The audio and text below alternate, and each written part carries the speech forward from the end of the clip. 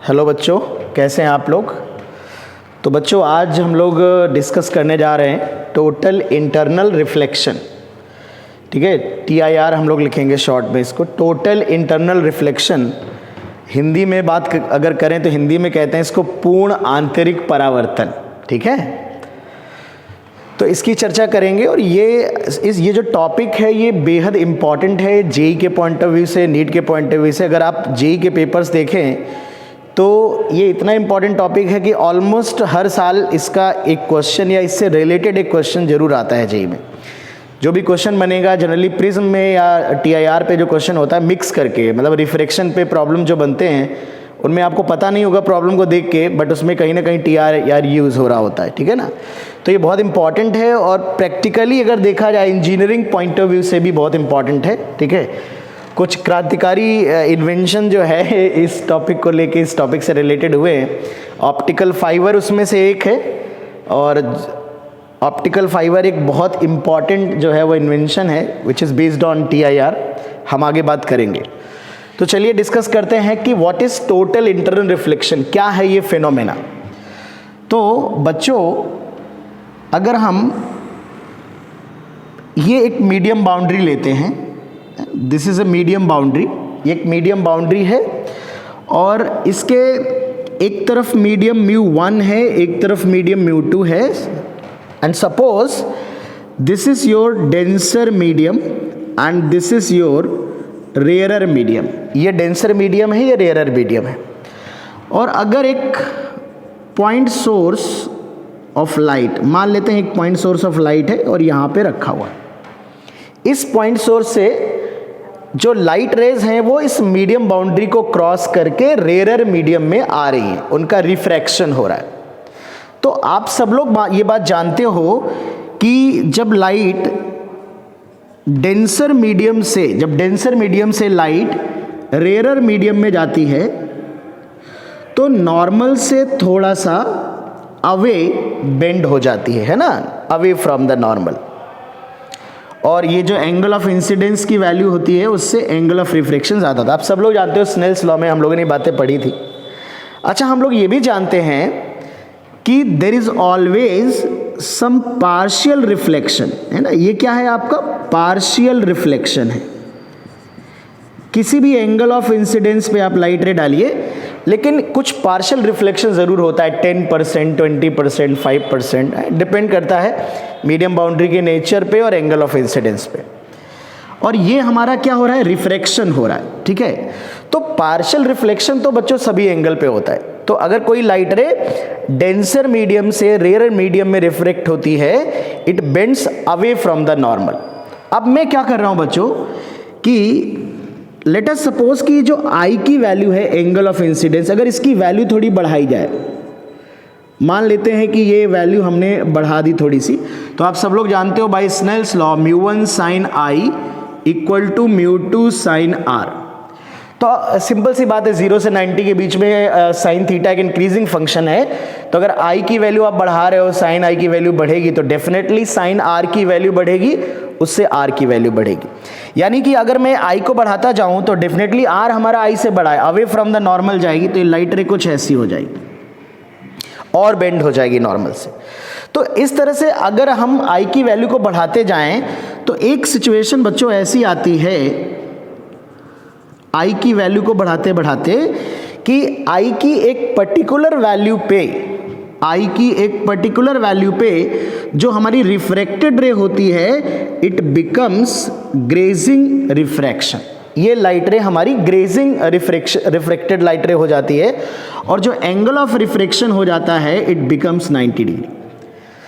तो इस इंस्टेंट पे ये जस्ट लिमिटिंग कंडीशन कह सकते हो for the refraction, it is the limiting condition for the refraction. ठीक है ना, तो एंगल ऑफ इंसिडेंस की वो वैल्यू जिसके लिए डेंसर मीडियम में एंगल ऑफ इंसिडेंस की वो वैल्यू जिसके लिए रेयरर मीडियम में एंगल ऑफ रिफ्रैक्शन 90 डिग्री होता है, इस एंगल को हम लोग क्रिटिकल एंगल कहते हैं। ठीक है, तो क्या बोलते हैं बच्चों, TIR एंड क्रिटिकल एंगल, दो चीजों की हम बात करेंगे यहां पे।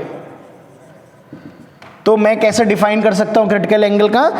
Angle of incidence in a denser medium for which angle of refraction in rare medium becomes 90 degree is called critical angle. ठीक है, जब डेंसर मीडियम में क्रिटिकल एंगल बनेगा तब जाके रेयर मीडियम में 90 डिग्री बनेगा। अब यहां पर अगर मैं बात करूं तो हर जगह कुछ ना कुछ पार्शियल रिफ्लेक्शन जरूर हो रहा होगा, 10%, 20%, 5%। What happens when angle of incidence exceeds the critical angle? जब क्रिटिकल एंगल से ज़्यादा हो जाएगा तो क्या होता है बच्चों? तो अगर हम एंगल ऑफ इंसिडेंस को और बढ़ा दें, this angle is greater than critical angle, तो क्या होता है? ये लाइट पूरी तरह से इसका 100% बच्चों रिफ्लेक्शन हो जाता है, 100% रिफ्लेक्शन हो जाता है, इसीलिए हम लोग इसको TIR बोलते हैं। मतलब जैसे ही एंगल ऑफ इंसिडेंस की वैल्यू क्रिटिकल एंगल से ज़्यादा होती है, लाइट रे totally reflected back to the initial medium and this phenomena is called TIR, total internal reflection। Total से मतलब है यहाँ पे 100% रिफ्लेक्शन। तुम कह सकते हो कि during reflection there is no loss of energy, no loss of energy. ये काफ़ी खास बात है और यही एक इम्पॉर्टेंट बात है कि TIR के दौरान कोई एनर्जी का लॉस नहीं होता, जो इस फिनोमेना को बेहद इम्पॉर्टेंट बनाता है। जनरली क्या होता है, मिरर पे या नॉर्मल किसी सरफेस पे रिफ्लेक्शन होता है तो उसमें कुछ % एनर्जी लॉस होती है ड्यूरिंग रिफ्लेक्शन, बट यहाँ पर आपका जो TIR हो रहा है वहाँ पे एनर्जी का कोई लॉस नहीं होता। तो अगर मल्टीपल रिफ्लेक्शन करें, फाइबर की अगर हम बात करें तो फाइबर में जो ऑप्टिकल फाइबर में जो सिग्नल मूव करता है मल्टीपल TIR करते हुए, तो इसीलिए उस सिग्नल एनर्जी का लॉस ना होने की वजह से सिग्नल की स्ट्रेंथ जो होती है वो काफ़ी लॉन्ग डिस्टेंस ट्रेवल करने के बाद भी सिग्नल स्ट्रेंथ आपकी लॉस नहीं होती। ठीक है ना, तो उस पर हम बात करेंगे। तो सिंपल फिनोमेना अगर इसमें को मैं समराइज करूं तो मैं ऐसे कहूंगा कि when light ray goes from a denser to a rare medium it bends away from the normal. ठीक है, on increasing the angle of incidence at a particular angle, angle of refraction in rare medium becomes 90 degree. This particular angle is called critical angle. ठीक है, and when angle of incidence is greater than critical angle, when angle of incidence is greater than critical angle, then light ray reflects, ठीक है, totally reflected back to the initial medium. This phenomena is called TIR, total internal reflection। ठीक है, तो आप कह सकते हो कि कंडीशन क्या है TIR की? तो TIR की कंडीशन है कि डेंसर मीडियम में जो एंगल ऑफ इंसिडेंस है वो आपका क्रिटिकल एंगल से ज़्यादा होना चाहिए बच्चों। ठीक है, तो 2-3 बातें हैं। पहली बात तो ये है बच्चों, TIR तभी होगा जब denser to rarer medium light ray move कर रही हो। दूसरी बात यह है कि angle of incidence critical angle से ज़्यादा हो। तो फर्स्ट ऑफ ऑल हम क्रिटिकल एंगल कैलकुलेट कर सकते हैं कि what is the value of critical angle. अगर हमसे कोई पूछता है तो बहुत सिंपल बात है, क्रिटिकल एंगल कैलकुलेट कर लेते हैं। चलिए अलग से रे डायग्राम बना लेते हैं। ये डेंसर मीडियम है, ये रेयर मीडियम है, और ये मान लेते हैं सपोज I की वैल्यू क्रिटिकल एंगल है। और ध्यान रखना हमेशा क्रिटिकल एंगल आप कह सकते हो कि डेंसर मीडियम में वो एंगल होगा नॉर्मल से जिसके लिए रेयर मीडियम में एंगल 90 डिग्री बनेगा। ठीक है, तो इसको 90 डिग्री कर दे रहा हूँ। और अगर मैं स्नेल्स लॉ लगाऊं μ1 sin I equal to μ2 sin R, तो यहाँ से साइन थीटा सी की वैल्यू आ जाएगी μ2 बाई μ1 या mu rare upon mu denser, ऐसे भी लिख सकते हो। तो this is the general formula for the critical angle. ठीक है, क्रिटिकल एंगल आप इस तरह से निकाल सकते हैं, it is sine inverse mu rarer upon mu denser. ठीक है, तो ये μ2 बाई μ1 में अगर आप कंफ्यूज हो तो इस तरह से दिमाग में रख सकते हो। तो ये सिंपल क्रिटिकल एंगल है और आप ये TIR है। ठीक है, अच्छा अगर यहाँ पर एक विशेष परिस्थिति की अगर मैं बात करूँ, सपोज कोई डेंसर मीडियम है और यहाँ पे सपोज एयर है और इसका रिफ्रेक्टिव इंडेक्स अगर बच्चों मैं 1 मान लूँ, और अगर कोई लाइट रे किसी डेंसर मीडियम से एयर में जाती है तो क्रिटिकल एंगल क्या होगा? तो बड़ी सिंपल सी बात है, μ1 की वैल्यू सपोज ये म्यू है और μ2 की वैल्यू क्या हो जाएगी 1। तो मैं स्नेल्स लॉ नहीं लगा रहा हूँ, इसी फॉर्मूले की अगर हम बात करें तो अगर किसी पर्टिकुलर मीडियम से एयर में लाइट रे जा रही है, ठीक है, वाटर से एयर में, ग्लास से एयर में, उस पर्टिकुलर केस में साइन थीटा सी, क्रिटिकल एंगल का जो साइन होगा वो 1/μ, जहाँ पे 1 आप समझ सकते हो एयर है, ठीक है, रेयर मीडियम, और म्यू जो है वो डेंसर मीडियम है, ठीक है ना। तो ये ओवरऑल फिनोमेना है, बेसिक जानकारी है टोटल इंटरनल रिफ्लेक्शन के बारे में। डेंसर से रेयरर में जाने पे ही टीआईआर होता है, रेयरर से डेंसर में जाने पे टीआईआर नहीं होता। पार्शियल रिफ्लेक्शन हमेशा होता है, चाहे वो डेंसर से रेयर में जाए, चाहे वो रेयर से डेंसर मीडियम में जाए बच्चों, ठीक है। बट टीआईआर का मतलब है total internal reflection, 100% light energy reflect हो रही है इनिशियल मीडियम में, ठीक है। तो ये कुछ बेसिक बातें हैं। अब इस पे कुछ सिंपल बातें हम लोग और कर सकते हैं, कुछ जनरल एनालिसिस कर सकते हैं। तो कुछ बेसिक एनालिसिस आपको बताने वाला हूं, और ये बेसिक एनालिसिस आपके बड़ी काम आने वाली है कुछ क्वेश्चंस में एनालाइज करने के लिए। ऐसा देखा गया है जेईई में कि कई ऐसे क्वेश्चन आते हैं जिनमें जो ऑप्शन या जो आंसर होता है वो इक्वलिटी बेस्ड नहीं होता, वो इनइक्वलिटी बेस्ड होता है। और कई क्वेश्चन में बच्चे ये डिसाइड करने में थोड़ा कंफ्यूज हो जाते हैं कि साइन ग्रेटर देन का होना चाहिए, लेस देन का होना चाहिए। तो बेसिक एनालिसिस हम क्या करने वाले हैं, हमने देखो दो चीज़ें पढ़ी, sine theta C is mu rarer upon mu denser, ठीक है, और for T I R angle of incidence must be greater than critical angle. अच्छा, तो अगर मान लो मैं आपको एक पर्टिकुलर केस दूं, मैंने कहा कि मेरे पास एक मीडियम बाउंड्री है बच्चों, और एक लाइट रे यहां से डेंसर मीडियम से रेयरर मीडियम में लाइट रे जा रही है and it is grazing refraction. इसे मैं हमेशा लिमिटिंग कंडीशन की बात कहूंगा।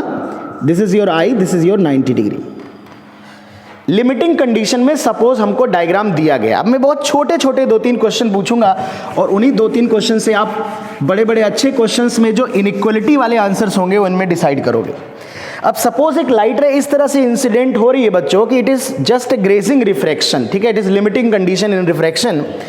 अब अगर मैं कहूं कि मैं 3 परिवर्तन कर रहा हूं, फर्स्ट चेंज क्या कर रहा हूं, अगर मैं आई की वैल्यू को इंक्रीज कर दूं, डेफिनेटली यहां पर आई की वैल्यू किसके बराबर रही होगी, क्रिटिकल एंगल के बराबर, तभी तो ग्रेजिंग रिफ्रैक्शन हो रहा है बच्चों।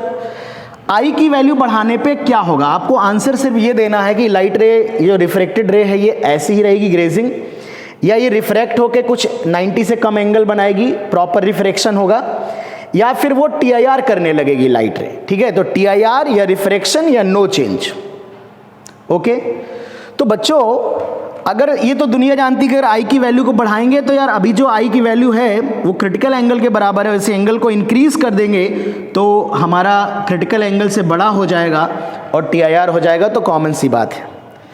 सेकेंड चेंज अगर मैं कहूं कि if refractive index of denser medium is increased, अगर मैं कुछ ऐसा कर दूं जिससे डेंसर मीडियम का रिफ्रैक्टिव इंडेक्स बढ़ जाए, सपोज टेम्परेचर घटा दूं, कई सारे मीडियम है जिनका टेम्परेचर कम करने से थोड़ा सा रिफ्रैक्टिव इंडेक्स जो होता है वो बढ़ जाता है, ठीक है। तो अगर मैं डेंसर मीडियम का रिफ्रैक्टिव इंडेक्स बढ़ा दूं, बाकी चीजों को एज इट इज रखूं, कोई चेंज ना करूं, तो क्या होने वाला है बच्चों। तो अब देखिए एंगल पे हमने कोई चेंज नहीं किया, ये एंगल ऑफ इंसिडेंस है, पर हमने डेंसर मीडियम का रिफ्रैक्टिव इंडेक्स बढ़ा दिया है। अगर आप क्रिटिकल एंगल देखें, जो कि दोनों मटेरियल की प्रॉपर्टी होती है, डेंसर मीडियम का रिफ्रैक्टिव इंडेक्स आपने जैसे बढ़ाया वैसे क्रिटिकल एंगल कम हो गया। यहां पर जो आई की वैल्यू है वो क्रिटिकल एंगल के बराबर थी, अब आपने आई को ना बढ़ा के थीटा सी को कम कर दिया। तो अगर थीटा सी को कम कर दिया तो फिर से आई थीटा सी से बड़ा हो गया, तो क्या हो जाएगा, टीआईआर हो जाएगा। मतलब अगर कोई लाइट रे ग्रेजिंग रिफ्रैक्शन को फॉलो कर रही है, तो अगर मैं जिस डेंसर मीडियम के रिफ्रैक्टिव इंडेक्स की वैल्यू को बढ़ा दूं, डेंसर को और डेंसर कर दूं, तो टीआईआर के चांसेस बढ़ जाएंगे, टीआईआर होना शुरू हो जाएगा, ठीक है। तो सपोज अगर मैं तुमसे कहूं कि म्यू डी इक्वल टू 7 पे ये ग्रेजिंग है, तो टीआईआर किस पे होगा, तो म्यू डी ग्रेटर देन 7 पे टीआईआर करने लगेगा अगर अदर चीजों को चेंज ना किया जाए, और लेस देन 7 पे क्या होगा, रिफ्रैक्शन होगा। मतलब डेंसर को और डेंसर करने से आपको टीआईआर होगा, और अगर डेंसर को कम करोगे तो उल्टा होगा। तीसरा चेंज देख लो सिंपल सा, कि अगर मैं रेयर मीडियम के रिफ्रैक्टिव इंडेक्स को कम कर दूं, ठीक है, मैं इस मीडियम के रिफ्रैक्टिव इंडेक्स को कम कर दूं, तो भी तुम देख सकते हो कि क्रिटिकल एंगल की वैल्यू कम हो जाएगी, थीटा सी कम हो जाएगा, और आई में हमने कोई चेंज किया नहीं है, तो फिर से आई हमारा ऐसा करने से क्या हो जाएगा, आई क्रिटिकल एंगल से बड़ा हो जाएगा और ऐसा करने से हमारी लाइट रे जो कि ग्रेजिंग रिफ्रैक्शन में है वो क्या करने लगेगी, TIR करने लगेगी। तो तुम देख सकते हो कि डेंसर को और डेंसर करने से TIR के चांसेस बढ़ते हैं और रेयरर को और रेयर करने से TIR के चांसेस बढ़ते हैं। तो ये एक छोटी सी बात है बट काफ़ी इंपॉर्टेंट है यार, और मैं दिखाऊंगा आपको कि न्यूमेरिकल्स में आप किस तरह से छोटी सी बात का इस्तेमाल कर सकते हैं, इस छोटी सी बात को यूज़ कर सकते हैं। एक बहुत ही छोटा सवाल जैसे मैं आपको दिखाता हूँ, जैसे सपोज मैंने एक ये ले लिया, ये 30 डिग्री एंगल है, ये μ1 की वैल्यू 3 है और ये μ2 की वैल्यू सपोज मैं पूछ रहा हूँ। मैंने कहा कि find out condition on μ2 for TIR। इस लाइट रे का TIR हो जाए μ2 पे क्या कंडीशन होनी चाहिए, और ऑप्शंस मान लीजिए मैं आपको दे देता हूं। A option μ equal to 3/2, B option μ greater than 3/2, C option μ greater or equal to 3/2 और D ऑप्शन μ लेस देन 3/2। अब ऑप्शन सबके 3/2 हैं बट एक में लेस देन है, एक में बहुत छोटा सा सवाल है, बहुत छोटा सवाल है बट अच्छे सवाल भी बन सकते हैं। मैं आपको जस्ट दिखा रहा हूं कि ये जो एनालिसिस हम लोगों ने करी है कितनी इंपॉर्टेंट हो सकती है। लेकिन आपको 3/2 तक तो दुनिया पहुंच जाएगी, लेकिन इनइक्वलिटी डिसाइड करने में बच्चों थोड़ी सी प्रॉब्लम हो सकती है। तो चलो ग्रेजिंग रिफ्रैक्शन के लिए अगर हम सॉल्व करें, एक तो सिंपल तरीका है कि आप इनइक्वलिटी के थ्रू अप्रोच कर सकते हो, ठीक है। मैं यहाँ मिटा के दिखाता हूँ। एक तरीका तो ये है कि सिंपल इनइक्वलिटी से अप्रोच कर सकते हो। मेथड 1, आपने कहा कि मैं सिंपल TIR की कंडीशन जानता हूं कि एंगल ऑफ इंसिडेंस को क्रिटिकल एंगल से बड़ा होना चाहिए। तो मैंने कहा ठीक है, क्रिटिकल एंगल से बड़ा कर लेते हैं। तो आपने कहा 30 degree should be greater than critical angle, दोनों तरफ साइन ले लीजिए। चूंकि बच्चों साइन थीटा एक इंक्रीजिंग फंक्शन है, मतलब 0 से 90 के बीच में, तो यहाँ पर आप देख सकते हो 0 से 90 के बीच में अगर एंगल बड़ा होगा तो साइन थीटा की वैल्यू भी बड़ी होगी, तो इनइक्वलिटी चेंज नहीं होती इंक्रीजिंग फंक्शन में। तो 1/2 साइन थीटा सी होता है म्यू रेयर, तो μ2 अपॉन डेंसर 3। अगर मैं पूरे को 3 से मल्टीप्लाई कर दूं तो भी इनइक्वलिटी पे कोई फर्क नहीं पड़ेगा, and μ2 will be less than 3/2। तो आप देख सकते हैं एक तो आपने सीधे सीधे इनइक्वलिटी का आंसर निकाल लिया, μ2 इज लेस देन 3/2 आपका आंसर आ गया। लेकिन अगर आप पूरा क्वेश्चन इनइक्वलिटी में सॉल्व नहीं करना चाहते हैं तो आप सिंपल एनालिसिस भी यूज कर सकते हैं, जो एनालिसिस मैंने आपको अभी बताई। आप क्या करें मेथड 2 में बच्चों, मेथड 2 में क्या करें कि आप इस क्वेश्चन को लिमिटिंग कंडीशन में सॉल्व कर लें, ठीक है। लिमिटिंग कंडीशन में सिंपल स्नेल्स लॉ लगाएं फॉर ग्रेजिंग रिफ्रैक्शन। तो आपने कहा कि सर मैं ये μ1 sin 30, ठीक है, इस मीडियम का रिफ्रैक्टिव इंडेक्स 3 है, μ1 sin I equal to μ2 sin R apply कर रहे हैं, ठीक है बेटा, इक्वल टू μ2 sin 90। यहां से μ2 की वैल्यू 3/2 आ रही। अब समझना, मतलब जब रेयर मीडियम का refractive index 3/, of course denser से रेयर में जाएगा तभी TIR होगा, वरना हम TIR की बात कैसे कर सकते हैं, आप सब लोग जानते हैं। तो जब μ2 की वैल्यू 3/2 होगी तब ये लाइट रे हमारी ग्रेजिंग होगी, बट हमें तो TIR करवाना है, ठीक है। ध्यान रखिए I ग्रेटर देन थीटा सी पे TIR होता है, इक्वल टू पे नहीं। लिमिटिंग कंडीशन को आप TIR नहीं कह सकते। तो अगर अब हमने कहा कि इक्वल टू 3/2 पे ग्रेजिंग है तो TIR के लिए क्या होना चाहिए, हम चेंज किसको कर रहे हैं, refractive index of rare medium. तो रेयर को और रेयर करने से, मतलब घटाने से TIR होता है। तो जब μ2 लेस देन 3/2 होगा तभी उसमें TIR होगा, अदरवाइज नहीं होगा, ठीक है। तो ये जो बच्चों हमने बेसिक एनालिसिस करी है, यहां पर अभी कुछ बातें आपको बताई हैं, उसका यहां पे मैं इस्तेमाल करके दिखा रहा हूं, ठीक है। तो चलिए कुछ सिंपल एग्जाम्पल लिखते हैं, एग्जाम्पल करते हैं इस चीज़ को और अच्छे से क्लियर करने के लिए, फिर मैं कुछ बातें और करूंगा। 1-2 एग्जाम्पल मैं और डिस्कस कर देता हूं।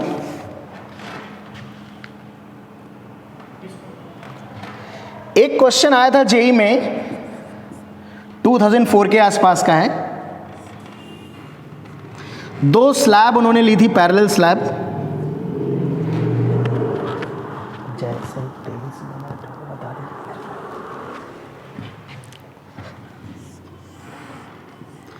ठीक है, इसका रिफ्रैक्टिव इंडेक्स कुछ √2 था, इसका रिफ्रैक्टिव इंडेक्स √3 था, और बीच में जो मीडियम है इसका रिफ्रैक्टिव इंडेक्स उन्होंने दिया था सपोज 2 ही था, मुझे याद है। एक लाइट रे उन्होंने डाली थी थीटा एंगल पे, और उन्होंने कहा था कि मुझे थीटा में कंडीशन चाहिए, दो तरह से क्वेश्चन पूछा जाता है, what is condition on theta, ताकि लाइट रे TIR करे ऑन बोथ द स्लैब्स, दोनों स्लैब पे TIR करे, थीटा में क्या कंडीशन होनी चाहिए। तो एक तो सिंपल बात यह है कि यार इस पे TIR करने के लिए थीटा की वैल्यू पहली वाली सरफेस पे क्रिटिकल एंगल से बड़ा होना चाहिए। जब बड़ा होगा तो क्या होगा, ये इक्वल एंगल पे रिफ्लेक्शन के रूल्स फॉलो करते हुए I=R फॉलो करते हुए TIR हो जाएगा। इसका नॉर्मल और इसका नॉर्मल पैरेलल होगा तो ये एंगल भी थीटा होगा, और इस पे भी अगर हमें TIR करना है तो इस वाले पे भी आपका इस मीडियम बाउंड्री पे भी जो थीटा की वैल्यू है वो क्रिटिकल एंगल से बड़ी होनी चाहिए। तो एक सिंपल बात तो ये है कि दोनों इनइक्वालिटी का जो इंटरसेक्शन आएगा वो हमारा आंसर होगा, ठीक है। तो एक तो ये है कि हम दोनों का थीटा C1 निकाल लें, तो साइन थीटा C1 यहाँ आएगा, रेयर अपॉन डेंसर, तो √2/2 it is 1/√2, theta C1 is 45 degree. Similarly sine theta C2 it is √3/2, तो थीटा C2 जो आएगा बेटा वो 60 डिग्री आएगा। तो थीटा C बड़ा होना चाहिए 45 से, थीटा C बड़ा होना चाहिए 60 डिग्री से। अगर दोनों का इंटरसेक्शन लेंगे तो आंसर होगा थीटा C हमारा 60 डिग्री से बड़ा होना चाहिए, ठीक है। तो एक सिंपल क्वेश्चन है, जेई का ही क्वेश्चन है। तो इस तरह से आप बेसिक से सॉल्व कर सकते हो, बेसिक कंडीशन का यूज़ करते हुए।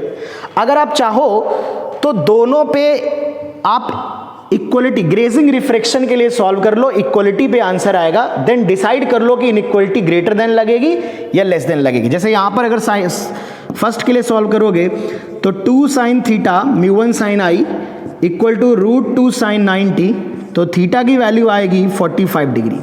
अब आपको पता है 45 डिग्री पे ये लाइट रे ग्रेजिंग जाएगी, तो ग्रेटर देन 45 डिग्री पे TIR होगा, ठीक है बच्चों। तो उस तरह से भी आप इस क्वेश्चन को कर सकते हो। ओके, तो नेक्स्ट वीडियो में आगे का टॉपिक डिस्कस करेंगे। 1 मिनट का